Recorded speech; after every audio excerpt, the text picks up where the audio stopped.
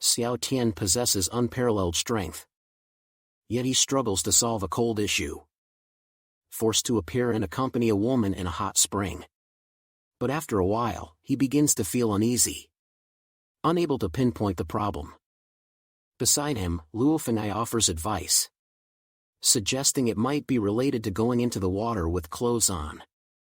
Before the conversation is finished, Xiao Tian stops her, stating, "Don't even think about taking advantage of me." Just as Xiao Tian finishes speaking, he feels the temperature dropping, wondering if it's true that going into the water with clothes is a problem.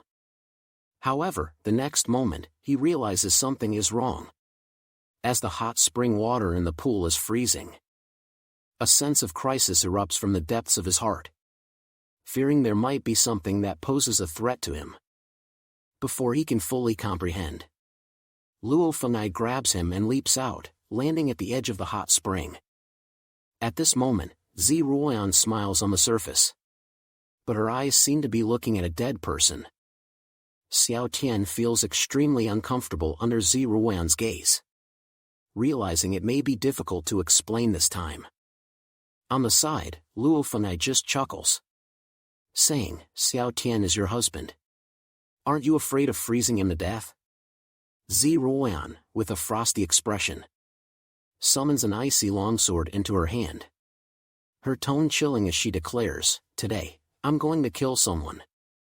Then, Luo Fenai gracefully lifts her sleeve, gesturing towards Zi Ruoyan with a mocking smile. Zi Ruoyan smirks, tossing the longsword in her hand, stabbing it into the ground.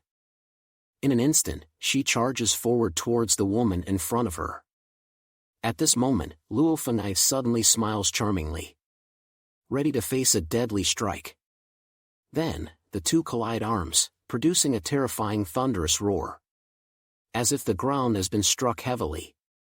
Luo Fenai suddenly reveals her long legs, infused with demonic energy.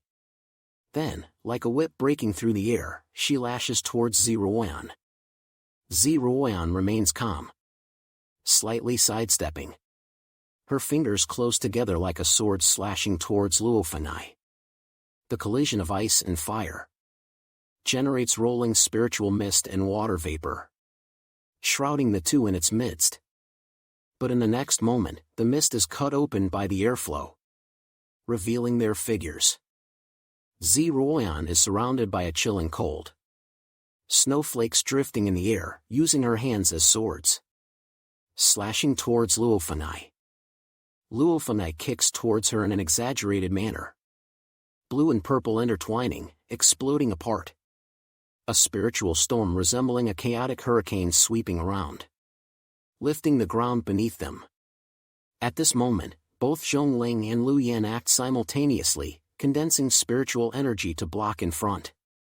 Lu Yan then solemnly says to Xiao Tian, "If His Majesty intends to behead you later, I won't be able to help." Zhongling, also looking at Xiao Tian, adds, "Same goes for me." Xiao Tian, speechless, gestures for them to stop talking.